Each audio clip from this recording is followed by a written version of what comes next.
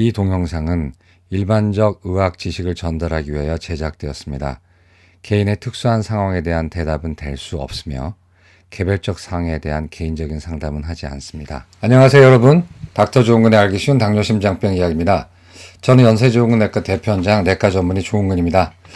오늘도 날씨가 이렇게 썩 맑지는 않은데요. 뭐 약간 춥기도 하니까 감기 조심하시고, 최근에는 이제 꽃가루나 이런 것 때문에 또 열이 나는 사람들이 있는데 그 열 나는 게 혹시는 코로나 때문인지 걱정을 해서 많이 이제 염려하는 사람도 있으니까요.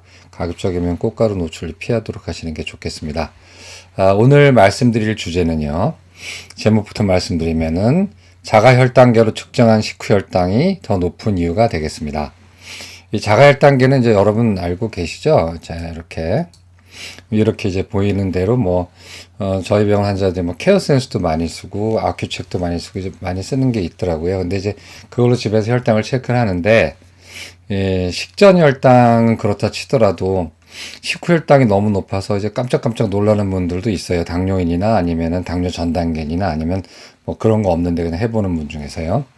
근데 이제 제가 이 컨텐츠를 해야 되겠다고 느낀 이유가, 얼마 전에, 일주일 전에, 의사 선생님이세요. 저한테 다니시는 이제 경미한 당뇨로 다니시는 의사 선생님인데, 전화가 왔어요. 깜짝 놀라서 자기 식후 혈당을 측정했는데 너무 높다고, 큰일 났다고 해서 또 이제 오시겠다고 그래서 오시라고 그랬거든요. 근데 이제 보니까 혈당기, 어깨책도 있고 키어 센스도 있고 몇 가지를 갖고 오셨는데, 거기 동시에 잰 혈당들이 다 다른 거예요. 20 정도 차이가 나고 이제 하는데, 그거는 괜찮은데 이제 병원에 계시니까 이거 당을 찍은 다음에 너무 놀라서, 왜냐면 당화혈색소가 그렇게 높지 않은 분이거든요.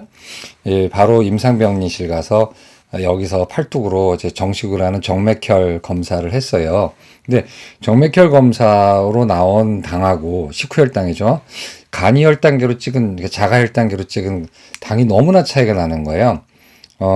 간이혈당계로 찍은 것들은 걔네들끼리는 한 10에서 15 정도 차이가 이제 났지만, 이 정맥혈당계하고 정맥으로 정식으로 잰 거하고 자가혈당계하고 차이가 한 20 났나 30 났나 그랬을 겁니다. 그래서 이게 어떤 일인지, 너무 이게 뭐가 잘못된 건지 모르겠다고 해서 이제 오셨는데, 제가 이제 말씀을 드렸어요.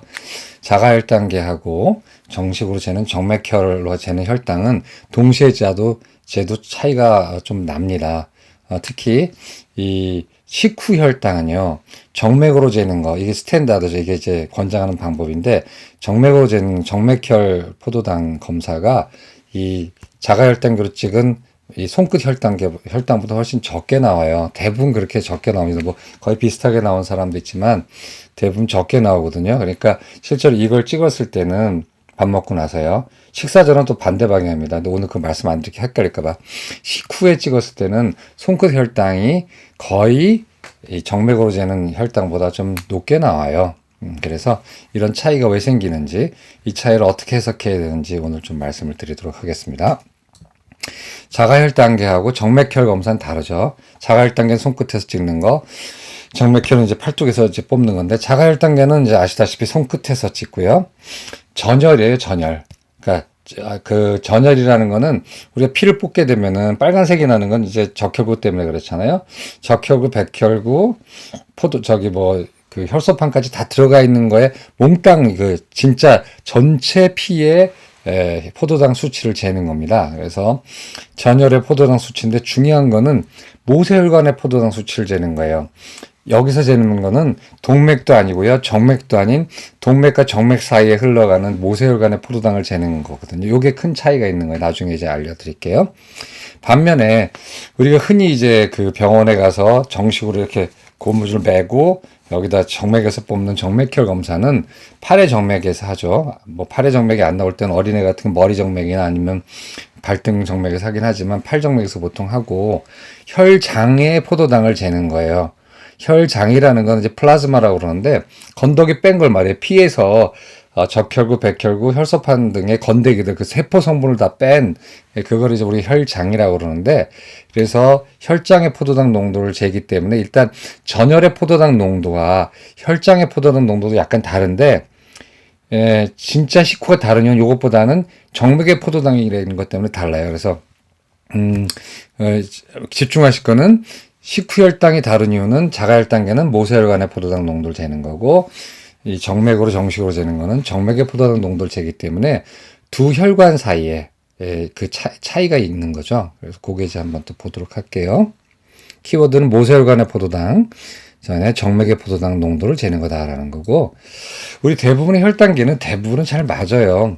잘 맞고 그렇게 큰 오차가 없거든요. 제대로만 쓰면은 제대로 어떻게 쓰느냐는 제가 이따가 링크를 걸어놓을게요. 제가 얼마 전에 꽤 됐죠. 얼마 전에 그 자가혈당계 제대로 쓰는 법에 대해서 강의한 적인데 그걸 한번 보시면 되겠고요. 우리가 ISO라고 해서 이제 국제표준협회라는 게 있어요. 그 국제표준협회에서 이 자가혈당계의 그 정확도 범위를 어떻게 정해놨냐면 정맥혈로 쟀을 때 100mg per 데시리터 미만에서 자가혈당계로 쟀을 때 그 차이가 15mg 안에 나면 되는 거예요. 그러니까 제가 이제 실제로 공복을 쟀는데 100mg 정도 된다면 자가혈당계로 쟀을 때는 15를 뺀 85mg이 되거나 15를 더한 115mg 안팎만 있으면은 그 자가혈당계는 합격이에요. 그 다음에 또는 100 이상일 때는 15% 이하로 차이가 나야 되죠. 제가 예를 들어서 식후혈당을 쟀는데 200이란 말이에요. 200인데 실제로 여기서 잰 게 200이란 말이에요. 근데 자가혈당으로 쟀을 때는 15%니까 30mg 미만만 차이가 나면 되는 거죠. 이렇게 허용 범위를 둔 이유가 있단 말이에요. 정확하게 1대1로 맞진 않고 항상 이렇게 15mg이나 15%를 둔 이유는 바로 자가혈당계로 재는 것이 모세혈관이고 그 다음에 정맥혈로 재는 건 정맥혈의 포도당이기 때문에 서로 가격이 그 값이 달라요. 이제 미국 ADA 가이드라인은 한 5% 미만이라고 낸다고 하지만 실제로 이렇게 되지는 않는 것 같아요.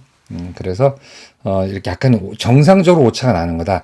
기계가 잘못된 건 아니다라는 뜻이에요. 그래서 100 미만일 때는 15mg 플러스 마이너스 차이가 나는 거고 그 다음에 100이 넘어갈 때는 15% 정도 차이가 날 수 있다. 즉 100이 넘어가는 건 보통 식후혈당을 얘기하는 거겠죠. 식후혈당에서 한 15% 차이가 난다는 거죠. 자, 근데 오늘은 식후혈당만 우리가 집중을 하도록 하죠. 식전혈당은 나중에 이유가 너무 복잡하니까 그냥 알고 계세요. 식전혈당은요, 자가혈당계가 정맥혈당계보다 적게 나와요. 좀 적게 나옵니다. 낮게 나온다는 뜻이에요. 그런데 식후혈당은 반대로 자가혈당계가 정맥혈당계보다 높게 나와요. 그래서 손끝에서 찍은 거는 실제로 정식으로 병원에서 뽑은 거에 비해서 혈당이 높게 나옵니다. 그 이유를 한번 보도록 하죠. 진짜 그런 거하고. 자, 이거는 여러 가지 이제 논문이 나왔는데, 제일 괜찮은 논문이라고 생각해서 뽑아봤어요. 이 논문은 2013년에 이제 발표된, 이게 ACB라고 하는데, Annual of Clean 같은 이런 저널인데, 이거 공짜로 보실 수가 있어요. 그래서 이거 한번 찾아 들어가시면은 PDF로 그냥 공짜로 다운받을 수가 있는데요. 이건 약 100명 정도 되는 건강한 자원자들을 대상으로 이제 음식 그냥 알아서 드세요라고 한 다음에 식후 1시간인가에 여기도 뽑고 여기도 뽑아왔어요. 그래서 이 자가혈당계 두 종류로 뽑아보고 동시에 여기 정맥혈에서 뽑아봐서 혈당을 비교를 한 거거든요. 그래서 어떠한 관계가 보이는지를 본 논문인데 괜찮아요. 그래서 보면은 뉴질랜드에서 검사한 겁니다. 일단 보게 되면 이 X축 한번 볼까요? X축은 이제 정맥으로 뽑은 혈당, 팔뚝에서 뽑은 혈당이고 Y축은 손끝 혈당이죠. 정식으로 말하면 venous plasma glucose, 즉 정맥 혈당이라는 거고요. 이쪽은 capillary glucose reading이라고 해서 모세혈관 혈당이라고 그러죠. 그러니까 그냥 쉽게 말해서 정맥 혈당과 손끝 혈당과의 관계를 본 건데 기계도 좋고 그다음에 해서 이게 아주 관계도는 좋아요. 거의 R값이 0.98 정도 나오겠네. 쭉 관계도가 좋은데, 재밌는 거니, 빨간색은 공복혈당이고요. 까만색은 식후혈당인데, 보게 되면은, 이 1레벨을 볼 때, 공복혈당은 정맥혈당이 좀 낮게 나와요. 이 손끝혈당보다. 그런데 식후혈당은요, 정상인인데도 불구하고, 이제 건강한 사람들이죠. 아무래도 정맥혈당보다는 손끝혈당이 더 높게 나와요. 여기서도 우리가 알 수가 있는 거죠. 그래서 당뇨인이든 비당뇨인이든 간에 밥 먹고 난 다음에 혈당을 뽑게 되면은 손끝에서 뽑은 것이 정맥에서 뽑은 것보다 더 높게 나온다라는 뜻이에요. 이게 그 뜻입니다. 그래서 이제 그렇고요. 그 다음 또 요거 한번 보시게 되면은 이거 이해하시겠죠? 쉽죠? 식후혈당 까만색들이 식후혈당의 분포도인데 정맥혈당보다 늘 손끝 혈당이 좀 높더라라는 뜻이에요. 그 다음에 요건 식후혈당인데 보시게 되면은 여기 똑같은 거예요. 식후혈당을 봤을 때 요 밑에 거는 여기 혈당과 여기 혈당의 합산해서 평균을 낸 거하고 했을 때 요쪽 Y축은 이걸로 찍었을 때 하고 이걸로 찍었을 때의 차이예요. 양의 값이 나오게 되면은 이게 더 높다는 거거든요. 보시게 되면 확실히 식후혈당은 어떠한 식후혈당 거의 농도 몇 가지 예외를 제외하고는 식후혈당 농도에서도 거의 다 뭐가 높냐면 손끝으로 잰 자가혈당계 혈당이 높은 거예요. 그러면 자가혈당계가 엉터리냐? 그렇지가 않다라는 거죠. 그거는 이미 재는 그 대상이 다르잖아요. 여기는 정맥혈을 재는 거고 여기는 모세혈관을 재는 거기 때문에 모세혈관의 포도당이 더 높게 잡힐 수밖에 없어요. 그 이유는 조금 이따가 제가 설명을 드릴게요. 자, 그래서 또 여기 3번 그림을 보게 되면은 이게 재밌는 게 요건데요. 식후혈당이 좋을수록 이 자가혈당계하고 정맥혈당계 차이가 크게 난다라는 거예요. 즉, 그러니까 건강한 사람일수록 내지 하여튼 뭐든지 간에 식후혈당이 낮을수록 이 둘 간의 차이가 많이 난다는 건데 재밌는 발견입니다. 근데 좀 이상한 게 이게 눈 밝은 분은 보셔서 아시겠지만 이 왼쪽에 있는 게 이제 아침 식사 후에 오히려 글루코스가 떨어진 사람이에요. 그러니까 엄청나게 건강한가 봐요. 그러니까 공복보다 더 떨어진 거예요. 식사 후에. 그다음에 이 오른쪽은 공복보다 올라간 건데 이제 오른쪽은 보지 마시고 왼쪽 빨간색을 보시게 되면은 그 공복 혈당보다 먹었을 때 혈당이 더 떨어진 사람들, 즉 엄청나게 당이 잘 떨어진 사람들을 보게 되면은 포스트 프란디알 여기 이제 글루코스 레벨 보게 되면은 카필러리 마이너스 플라즈마로 돼 있잖아요. 즉 요게 더 훨씬 높다라는 거예요. 한 3mm몰 높아진 사람들이 있어요. 3mm몰이면 3 곱하기 18이니까 1mm몰 18mg/dl거든요. 포도당은 그러면은 얼마야? 하여튼 높죠. 45mg이 넘는 거죠. 그러니까 여기서 우리가 알 수 있는 거는 대부분의 경우에 건강한 사람들 대상으로 식후혈당을 쟀을 때는 자가혈당계가 더 높게 나오는 건 맞는데 어떤 사람일수록 더 높게 많이 나오냐면은 식사 후에 오히려 혈당이 많이 떨어진 건강한 사람, 즉 이게 인슐린 저항성이 적은 사람들이에요. 그런 사람들일수록 여기와 여기의 차이가 많이 난다는 거예요. 이거는 굉장히 시사하는 바가 큽니다. 그래서 일단은 여기까지 현상에 대해서 말씀드렸어요. 건강인이나 당뇨인이나 다 식후혈당으로 쟀을 때는 자가혈당계가 정맥혈당계보다 높게 나오더라. 얼마 정도 높게 나오냐? 한 15% 정도 높게 나올 수 있다라는 거죠. 자, 그래서 보면은 그럼 왜 모세혈관과 정맥에서 재는 거가 서로 혈당 측정에 차이가 나는가? 그거는 모세혈관과 정맥에서의 포도당 농도가 차이가 나기 때문에 그래요. 정상적으로. 그렇기 때문에 차이가 날 수밖에 없어요. 한번 볼까요? 이 논문도 찾아봤어요. 그게 궁금했거든요. 이 동맥으로 들어가는 피가 동맥에 약 100mg/dl의 포도당이 있으면은 모세혈관의 농도는 얼마 정도 되고 모세혈관에서 당을 준 다음에 다시 심장으로 돌아가는 정맥에 있는 당은 얼마나 남아있을까가 궁금해서 쭉 찾아보다 보니까 어디까지 내려가 버렸냐면 1948년도 논문까지 갔네요. 인용한 것들 보게 되면 다 여기를 인용했어요. 보면은 JBC라고 굉장히 유명한 논문입니다. 이게 1948년도 있었어요. 보니까 논문이 아주 멋있어요.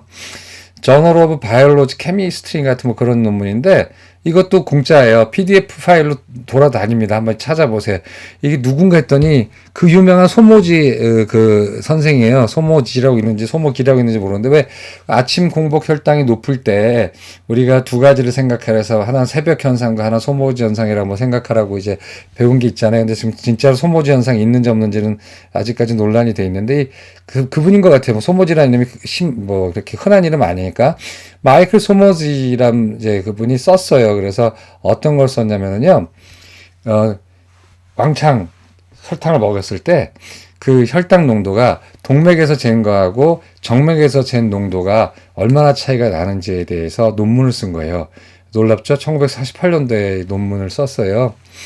한번 보시죠. 근데 이것도 저 PDF로 다운받아서 보관했거든요. 너무나 감격스러워서 너무나 수준 높은 논문인 거예요. 지금 보니까. 그래서 야, 정말 대단한 사람들이구나. 1948년이면 우리가 해방되고 3년 있다간데 세상에 이런 논문을 썼단 말이죠. 미국에서는. 그래서 한번 보면은 제가 일단 동맥과 정맥을 좀 말씀드릴게요. 동맥은 뭐 잘 아시겠죠. 이렇게 여기 손 잡아보면 펄펄 뛰는 게 동맥이에요. 동맥은 심장에서 말초로 뭐 근육이나 아니면 지방이나 간이나 뭐 이런 데로 피를 보내주는 걸 동맥이라고 그러죠. 동맥의 압력이 혈압이라는 거예요. 그래서 한 120mmmercury 정도 되죠. 동맥이 튼튼하죠. 동맥이 하는 일이 뭡니까? 산소하고 그다음에 영양분을 말초, 뭐 근육이라든가 이제 여기서 근육 얘기하죠. 손끝으로 보내니까 근육으로 보내주는 거예요. 그러면 그 근육으로 간 다음에 동맥에서 아주 보이지 않는 모세혈관이죠. 모세혈관. 작은 지름을 모세혈관이라고 그래. 이 모세혈관으로 가죠. 그럼 이 모세혈관이 바로 조직이 있는 거예요. 여기 세포들이 막 널려 있죠. 이 세포 널려 있는 데서 뭘 하죠? 여기서 영양분하고 피를 주고, 그 다음에 나머지 여기서 나온 CO2 이산화탄소하고 젖산이라든가 이런 찌꺼기들은 정맥이 받아가지고 다시 심장으로 가서 이제 순환이 되는 거잖아요. 그래서 우리 혈관계는 동맥, 정맥이 있고 그 사이에 모세혈관이라는 굉장히 엄청나게 촘촘하고 많은 모세혈관이라는 게 있어요. 그래서 이렇게 거쳐서 가는 건데, 자 보세요. 동맥으로 혈당이 100이라는 게 갔으면은 이 손끝에서 이제 가기 전에 거기 있는 근육들하고 뭐 이런 데로 막 이렇게 피들을 다 줄 거 아니에요. 이렇게. 그래서 혈당을 줄 거 아닙니까? 혈당이 다 빠져나가고 그 나머지 혈당이 팔뚝 정맥으로 가는 거예요. 그렇다면은 동맥의 농도하고 손끝에서의 포도당의 농도하고 정맥에서 재는 포도당의 농도는 당연히 달라야죠. 정상적으로는 동맥이 제일 높고 그 다음에 모세혈관 쪽이고 그 다음에 팔뚝정맥인데 동맥하고 모세혈관은 거의 비슷해요. 왜냐하면 동맥으로 오는 동안에 피가 아무데도 안 거쳤잖아요. 그러니까 바로 목적지에 도착했으니까 혈당 농도는 거의 동맥이나 모세혈관이나 비슷하고 모세혈관에서 그 사람의 어떤 유전적인 배경, 운동 능력 뭐 여러 가지에 따라서 포도당을 다 빼먹은 다음에 남는 포도당만 이렇게 정맥으로 가는 거죠. 그러니까 어떻게 되겠어요? 당연히 혈당 농도는 동맥이 더 많고 제일 낮은 게 정맥이겠고 모세혈관은 실험 결과를 보게 되면은 모세혈관에 있는 포도당의 농도는 동맥에 있는 포도당의 농도랑 거의 일치해요. 그렇기 때문에 동맥 농도가 바로 모세혈관 농도라고 생각하시면 돼요. 자, 요거 알고 계십시오. 그래서 그럼 건강한 사람일수록 어떻게 했어요? 모세혈관에서 더 많이 빼먹겠죠? 그죠? 정맥은 적게 주겠죠. 왜냐하면 당을 다 빼야 될 거 아니에요. 그죠? 그래서 인슐린이 잘 나오거나 아니면 근육 쪽으로 혈류가 많이 가는 사람들은 또는 운동을 많이 하는 사람들은 당을 쓸 줄 아는 능력이 훨씬 강한 사람들은 모세혈관에서 많이 빼먹으니까 당을 팔뚝정맥으로 나오는 당의 농도는 떨어져야 돼요. 그래서 건강한 사람일수록 사실은 여기 있는 포도당과 여기에 있는 포도당의 농도가 많이 달라요. 혹시 그 선생님 제가 보시라고 그랬거든요. 이거 그분 때문에 이거 방송하겠다고 했으니까 혹시 보시는지 모르겠지만 이제 아시겠죠? 그 본인은 건강하신 분이 운동도 많이 하고 하기 때문에 여기서 잰 거랑 여기서 잰 거랑 차이가 굉장히 많이 납니다. 그래서 이제 이걸 알려드리려고 제가 지금 녹화한 거거든요. 알고 계시면 되겠고요. 자, 그래서 이 손모지 선생이 이제 이런 걸 해봤어요. 대단한 건데 그 100g 45명인가한테 100g의 그 설탕물을 확 먹인 다음에 시간 간격으로 피를 뽑았는데 여기서 이게 요새도 가능할지 모르겠는데 정맥혈당만 뽑은 게 아니고요. 동맥혈당을 뽑았는데 동맥혈을 어디서 뽑았냐면 여기서 뽑으면 이거 상처날 수도 있고 이거 위험하기 때문에 왜 여러분들 우리 시술할 때 심장 동맥 관성동맥 시술할 때 스텐트 시술할 때 여기로도 넣잖아요. 피모랄 아터리가 뭐냐 서해부동맥으로 대퇴부동맥으로 넣잖아요. 그래서 이런 실험을 한 거예요. 딱 줬을 때 여기서도 당을 뽑고요. 그 다음에 대퇴부동맥에서도 당을 뽑았어요. 그리고 하여튼 그렇게 해가지고 먹은 다음에 그 동맥하고 정맥 혈당의 차이가 어떻게 되냐를 30분 간격, 1시간 간격, 2시간 간격, 3시간 간격, 4시간 간격으로 뽑았거든요. 그랬더니 그 안 먹었을 때는 동맥혈이나 위에 게 동맥혈이고요. 동맥혈당이고 밑에 게 정맥혈당인데 거의 차이가 안 났어요. 거의 차이가 안 나요. 그래서 근데 보면 먹고 나서요. 피크 도달할 때 거의 40mg 정도 차이가 나는 걸 알 수가 있어요. 그러니까 동맥혈하고 정맥혈이 이렇게 차이가 나는 거죠. 100g을 굉장히 왕창 먹이거든요. 왕창 먹였을 때 동맥혈은 160, 그다음에 정상인이니까 정맥혈은 한 130 정도 올라갔어요. 그다음에 시간이 지날수록 좀 그 차이가 줄어들긴 하지만 2시간째도 보면 거의 근 40mg 정도 차이가 나는 게 알 수가 있어요. 그러니까 여기서 알 수 있는 게 뭐냐면은 뭘 먹지 않았을 때 공복시는 정맥혈이나 동맥혈이 거의 일치해요. 그 뜻이 뭐냐면 아까 말씀드렸죠. 동맥혈이나 모세혈관혈이나 거의 그 포도당 농도가 비슷하다고요. 그 금식하고 공복일 때는 역으로 찌르나 그다음에 역으로 찌르나 거의 비슷하게 나요. 물론 얘가 좀 더 낮게 나오긴 하지만 한 5% 정도 낮게 나오긴 하지만 거의 비슷해요. 오차를 무시할 정도인데 식사를 시키면은 이렇게 차이가 나는 거예요. 그래서 동맥혈하고 정맥혈이 무려 약 25% 차이가 나거든요. 근데 제가 좀 전에 말씀드렸다시피 손끝 혈당은 바로 동맥혈당과 거의 근사치거든요. 그렇기 때문에 우리가 뭘 먹고 찍었을 때는 그 먹은 양, 그 다음에 먹은 다음에 시간에 따라서 이렇게 차이가 엄청나는 걸 알 수가 있어요. 그분은 아마 30분 있다 찍었다고 그러죠. 그 의사 선생님은. 그러니까 가장 피크 타임 때 찍은 거죠. 그러니까 얼추 한 2, 30 차이가 날 수밖에 없어요. 특히나 건강하면은. 그래서 이 이유고, 바로 이것 때문에 우리가, 식후에 동맥하고, 그러니까, 이 모세혈관하고 정맥혈의 포도당 농도는 그렇게 많이 차이가 나는 겁니다. 그거는 기계가 잘못돼서가 아니라, 이거는 당연히 재는 샘플이 다르기 때문에 나타날 수 있는 정확히 정상적인 그런 현상이에요. 요걸 좀 알고 계시면 좋겠어요. 그래서 보면은, 손끝하고 정맥혈당의 차이가 큰 경우가 있고 낮은 경우가 있어요. 큰 경우가 보통은 좋아요. 왜 그러냐면, 아까 말씀드렸죠? 여기가 더 높은 사람이 이제 이쪽으로 갈수록 적단 말이에요. 왜냐면 여기서 이미 다 빨아먹은 거죠. 다 뽑아내고, 그 다음에 정맥으로는 포도당이 아주 적게 나가는 거예요. 그 뜻은 이용도가 높아졌다는 거죠. 이 손끝에서, 이 근육들에서 포도당 이용도가 굉장히 높아서 포도당을 쪽쪽 빨아서, 빨아들인 다음에, 얼마 왕치 남지 않은, 그러니까 적은 포도당을 갖다가 다시, 심장으로 흘려줬다라는 거죠. 그래서 이게 무슨 말이냐면, 인슐린이에요. 인슐린 감성이 좋은 사람은 여기서 혈당을 많이 뽑아내기 때문에 여기에 있는 손끝하고 정맥과의 그 혈당 차이가 꽤 많이 나요. 당연히 인슐린 감성이 좋다는 게 뭐예요? 근육이 많을 때예요. 근육이 많은 사람들은 산소 이용도뿐만 아니라 포도당 이용도도 높기 때문에 여기서 많이 포도당을 뽑아내기 때문에 여긴 높게 나오지만 여기로 가면은 다 포도당을 여기서 근육에 썼기 때문에 정맥에 남아있는 포도당은 별로 없어요. 그러니까 인슐린 감성이 좋을 때, 근육이 많을 때, 건강인일 때, 그리고 또 여기는 안 나오지만 당연히 고혈압 약제 중에 어떤 혈압약을 먹게 되면은 당연히 인슐린 감성이 좋아지니까 여기서 더 많이 당을 뽑아낼 수가 있는 거죠. 그 다음에 이제 좋지 않은 거는 많이 먹을 땐 당연히 여기는 왕창 올라가고 여기서 많이 대사를 한 다음에 이제 여기는 좀 많이 낮아지니까 건강한 사람이 많이 먹을 때, 그 다음에 혈당이 높을 때, 아까 보셨죠?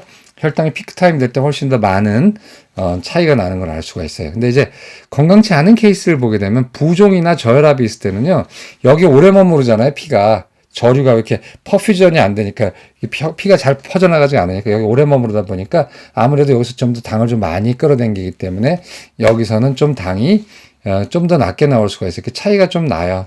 이제 부종과 저혈압이 있을 때 좀 그렇다고 얘기가 돼 있고요. 그다음에 거꾸로 당뇨가 심한 사람이나 당뇨 전 단계에는 여기하고 여기 차이가 별로 안 나겠죠. 그러니까 제 말을 잘못 알아들으셔서 심한 당뇨인인데 내가 여기 300 나와서, 내가 이 말 들어보니까 여기가 말이야, 여기보다 훨씬 더 높게 나오고 그 차이가 많이 난다 하고 안심하시면 안 돼요. 이거는 이 실험적으로 동물한테 췌장을 제거해서 인슐린이 아예 안 나오게 한 다음에 이 걔네들의 발끝이겠죠. 발끝과 정맥의 차이, 정맥의 혈당을 쟀을 땐 차이가 거의 안 나요. 그 말이 뭐냐면 하나도 여기 근육에서 당을 흡수하지 못했다는 거예요. 인슐린이 아예 없으니까. 그러니까 당뇨 환자나 당뇨병 전 단계인의 특징이라는 건 뭐죠? 인슐린 저항성이 있다는 거고, 인슐린 저항성을 풀어 말하면 뭐죠?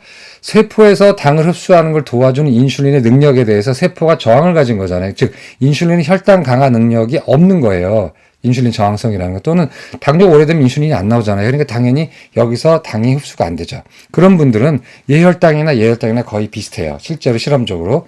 그렇기 때문에 당이 뭐 당화혈소가 뭐 10 나오고 9 나오고 하는 분이 여기 혈당 높은데 제 말을 잘못 들어가지고 그냥 겉으로 들어서 잘 이해하지 못하셔가지고 뭐 닥터 조은근이 그러는데 뭐 당뇨 여기 높아도 여기서 낮대더라. 이거 절대 아니에요. 당뇨가 조절이 안 된 사람이거나 비만하거나 근육이 없거나 인슐린 저항성이 높은 사람들은 손으로 손끝에 잰 혈당과 자가혈당계와 정맥으로 잰 혈당계의 식후 혈당의 차이가 별로 없습니다. 그렇기 때문에 그런 분들은 여기서 나오는 게 거의 진실값이니까 괜히 잘못 생각해서 나는 정맥에서 재면은 그래도 많이 낮을 거야 라고 스스로 위안하지 마세요. 그런 분들은 정말 주의하셔야 되는 거예요.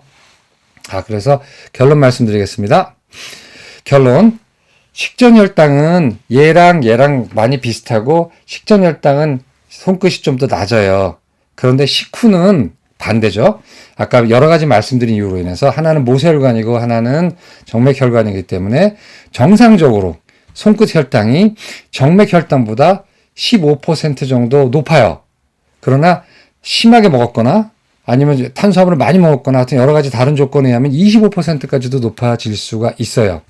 그런데 대부분 여기하고 여기 차이가 난다고 스스로 위안할 사람들은 건강한 사람들이에요. 건강하고 근육이 많고 인슐린 감수성이 높은 그런 사람들은 손끝 혈당과 정맥 혈당의 차이가 많이 나요. 그러나 그런 것 차치하고라도 많이 먹었거나 아니면 탄수화물을 많이 들어간 음식을 먹었거나 빨리 먹었거나 하게 되면은 아무래도 여기가 빨리 올라가기 때문에 여기하고 여기 차이가 많이 날 수가 있어요. 그러나 조절되지 않는 당뇨인이나 인슐린 저항성이 많은 비만인이나 이런 분은 근육이 없거나 하는 분들은 여기하고 여기 혈당 차이가 그렇게 많이 나지는 않습니다. 그래서 결론적으로 말씀드리면 손끝으로 재는 자가혈당계와 그 다음에 정맥혈이 공복은 대부분 비슷하게 맞지만 식후 혈당은 이게 훨씬 많이 나온다는 거예요. 특히 건강한 사람들, 본인이 당뇨가 걱정이 돼가지고 당화혈소 5.3%인데 그래도 걱정돼서 찍어봤을 때 막 200이 넘어가고 250이 넘어가니까 겁나서 막 달려오는 분들도 있는데 그런 분들은 이걸 좀 참고 삼아서 하세요. 건강할수록 그다음에 인슐린 감수성이 좋을수록 당이 낮을수록 식후 혈당에서 자가혈당계와 정맥혈당의 차이는 많이 납니다. 이거 꼭 기억하시고요. 한번 응용해 보시면 좋을 것 같습니다. 오늘 여기까지 하겠습니다. 감사합니다.